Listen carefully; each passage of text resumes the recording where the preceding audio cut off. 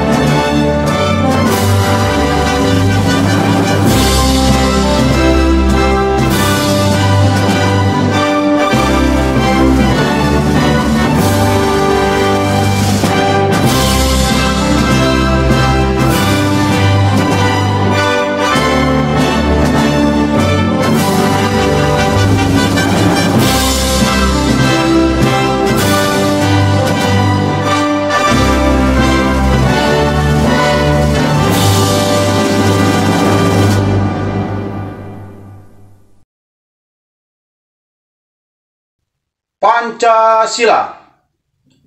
1. Ketuhanan yang Maha Esa. 2. Kemanusiaan yang adil dan beradab. 3. Persatuan Indonesia. 4. Kerakyatan yang dipimpin oleh hikmat kebijaksanaan dalam permusyawaratan perwakilan. 5. Keadilan sosial bagi seluruh rakyat Indonesia.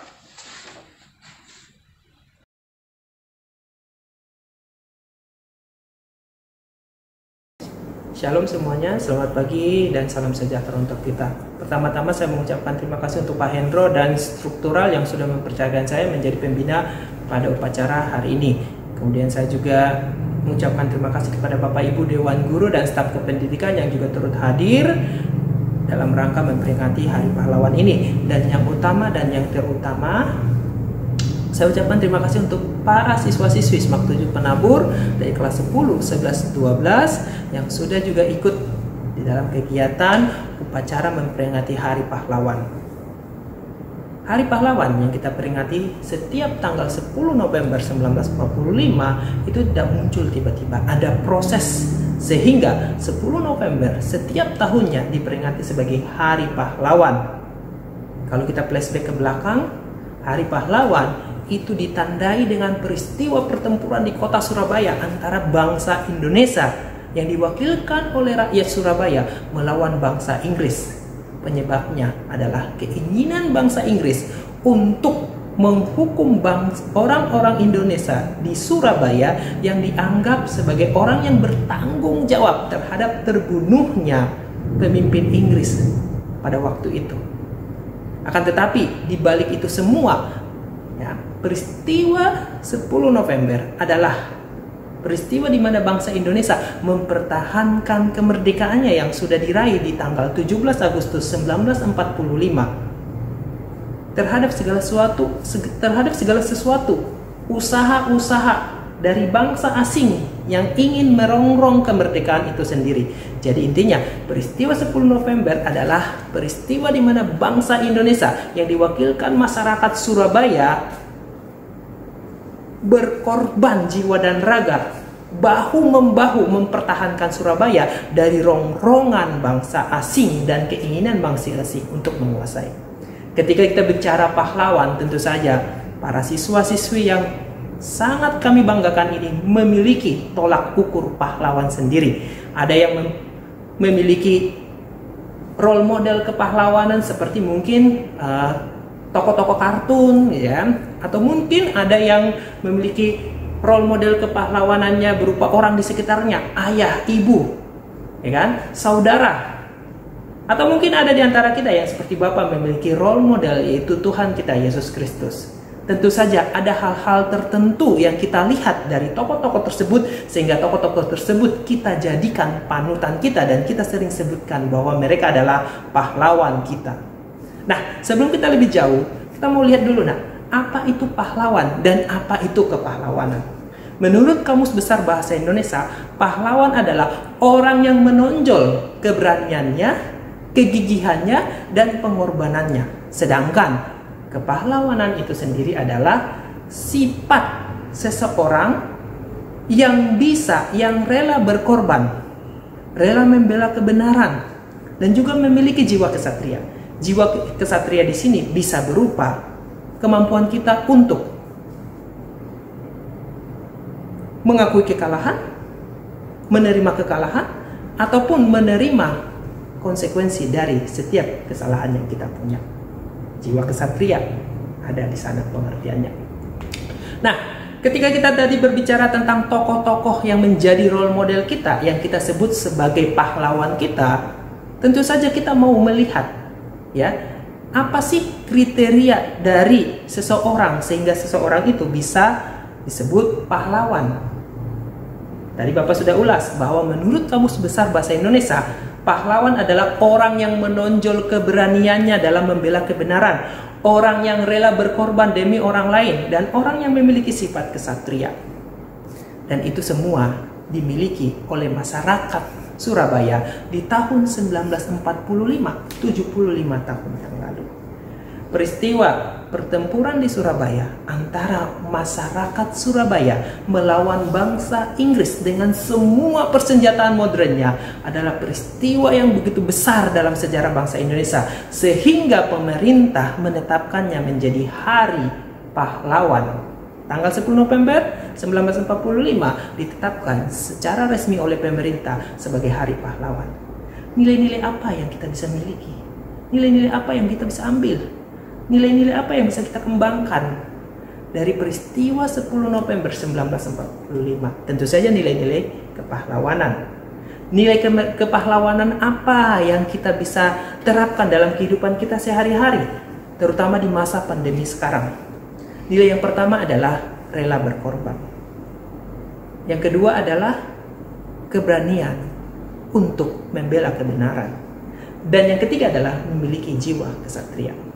Yang pertama, nilai rela berkorban. Rela berkorban di sini banyak, ya. Rela berkorban untuk menuruti aturan, ya kan? Masuk untuk kegiatan pembelajaran PJJ tepat waktu, itu adalah salah satu bentuk rela berkorban. Kamu rela berkorban mengurangi waktumu untuk tidur, bangun pagi, duduk depan layar. Itu adalah bentuk rela berkorbanmu. Dalam rangka apa? Dalam rangka kamu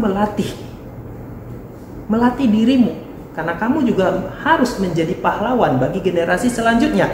Ketika kamu berkorban waktu, tenaga, dan semuanya dalam mengikuti PJJ, kamu sedang mengisi dirimu, mengisi kemampuan dirimu, sehingga nanti apapun karyamu di masa depan itu adalah sesuatu yang bisa berguna bagi masyarakat masa depan atau masyarakat selanjutnya. Sehingga rela berkorban di masa sekarang yang kamu lakukan itu nanti bisa memberikan dampak yang besar bagi dirimu di masa depan, sehingga nanti kamu juga bisa berguna bagi orang lain.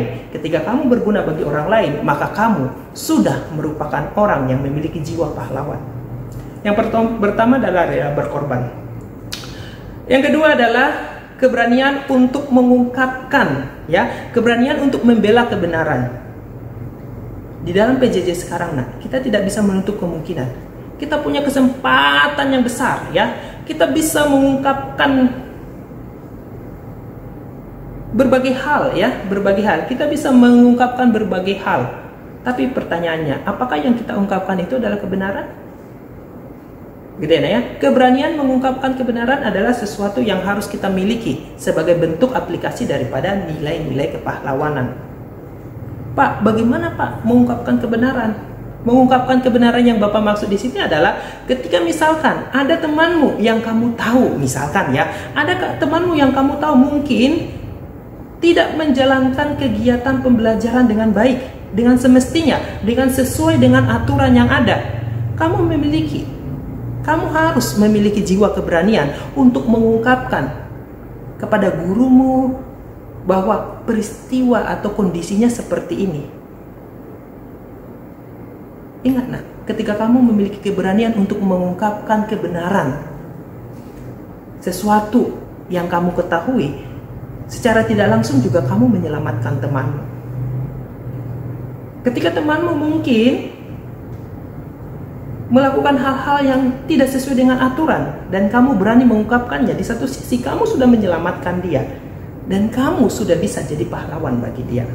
Seperti itu nah ya. Jadi nilai yang kedua adalah keberanian untuk mengungkapkan kebenaran. Yang ketiga adalah kesatria. Jiwa kesatria sebagai aplikasi daripada nilai kepahlawanan bisa kita lakukan nah. Ketika mungkin kamu melakukan kesalahan, kamu juga harus berbesar hati menerima konsekuensi. Atau ketika kamu melakukan kesalahan, kamu juga dengan besar hati harus menerima konsekuensi dan juga meminta maaf terhadap kesalahan yang kamu sudah buat. Seperti itu. Jadi, jiwa kesatria itu adalah jiwa yang bisa kamu miliki dengan menunjukkan kepada orang sekitarmu bahwa kamu bisa saja melakukan kesalahan, tapi kamu juga bisa menerima konsekuensi dari kesalahanmu dan juga meminta maaf terhadap apa yang menjadi kesalahanmu. Tanggal 10 November 1945, 75 tahun yang lalu, bangsa Indonesia sudah membuktikan kepada dunia bahwa bangsa Indonesia yang diwakilkan oleh masyarakat Surabaya memiliki jiwa kepahlawanan. Di sana tidak ada egoisme. Mereka rela berkorban, membantu sesamanya, bahu-membahu demi mempertahankan daerahnya, demi mempertahankan kemerdekaan yang sudah dicapai. Mereka juga rela berkorban waktu, tenaga, biaya, bahkan nyawa. Yang kedua, masyarakat Surabaya 10 November 1945 juga menunjukkan kepada kita bagaimana yang disebut dengan memiliki keberanian membela kebenaran. Mereka tahu bahwa mereka benar. Mereka melakukan kebenaran. Meskipun konsekuensinya mereka harus berkorban jiwa dan raga, mereka tetap melakukan itu. Mereka tahu bahwasanya kematian daripada orang Inggris yang kemudian menjadi dasar Inggris menyerang Surabaya bukan 100% kesalahan masyarakat Surabaya. Mereka mempertahankan kebenaran tersebut meskipun mereka harus pada akhirnya mengorbankan jiwa dan raganya. Dan yang ketiga, jiwa kesatria dari masyarakat Surabaya. Di tanggal 10 November kita bisa aplikasikan dalam kehidupan kita sehari-hari. Bagaimana kita menerima konsekuensi terhadap semua tindakan yang kita sudah lakukan, konsekuensinya. Ya, kalau kamu melakukan kesalahan, maka terimalah sanksinya. Kemudian mengucapkanlah permintaan maaf terhadap kesalahan yang sudah kamu buat. Akhir kata nak ya, 10 November 1945, ketika rakyat Surabaya mempertahankan kota Surabaya dari gangguan, dari rongrongan, dari usaha penguasaan bangsa asing, itu memberikan kita makna kehidupan yang kita bisa terapkan di tengah-tengah pandemi sekarang. Kamu bisa menjadi pahlawan, kamu bisa memiliki jiwa kepahlawanan dengan melakukan 3 hal. Dalam kacamata Bapak, kita bisa semua lakukan. Yang pertama adalah rela berkorban. Yang kedua, berani membela kebenaran. Dan yang ketiga, berjiwa kesatria. Selamat memaknai hari pahlawan. Semoga jiwa-jiwa pahlawan yang sudah berkorban di tanggal 10 November tidak sia-sia. Kita generasi sekarang, terutama kalian, putra dan putri siswa-siswi SMAK 7 Penabur Jakarta yang kelak akan menjadi penerus bangsa ini, bisa membuat sesuatu yang pada akhirnya akan dikenang sebagai tindakan-tindakan kepahlawanan. Tuhan memberkati kita. Amin.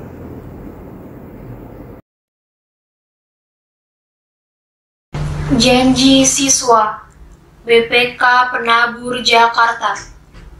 1. Takwa terhadap Tuhan Yang Maha Esa, abdi terhadap tanah air dan bangsa, setia kepada Pancasila dan Undang-Undang Dasar 1945. 2. Adab terhadap orang tua, hormat terhadap guru, serta menjunjung tinggi derajat dan martabat sekolah. 3. Belajar dengan sungguh-sungguh sebagai bekal masa depan bangsa. 4. Berprestasi dalam rangka mengisi kemerdekaan. 5. Menjadi warga masyarakat DKI Jakarta yang baik dan pemuda Indonesia yang bertanggung jawab. Visi dan misi BPK Penabur. Visi: menjadi lembaga pendidikan Kristen unggul dalam iman, ilmu, dan pelayanan. Misi: mengembangkan potensi peserta didik secara optimal melalui pendidikan dan pengajaran bermutu berdasarkan nilai-nilai Kristiani. Visi dan misi SMAK 7 Penabur. Visi: menjadi sekolah menengah atas yang mampu menyiapkan lulusan yang unggul dalam iman dan ilmu, serta handal dalam mengimplementasikan teknologi informasi dalam berbagai aspek kehidupan sosial. Misi: 1. Membentuk peserta didik yang menumbuhkan penghayatan dan pengamalan iman Kristiani. 2. Melaksanakan pembelajaran dan bimbingan secara efektif. 3. Meningkatkan kemampuan siswa untuk mengoperasikan komputer dan memanfaatkan internet sebagai sumber belajar secara bertanggung jawab agar mampu bersaing di era globalisasi.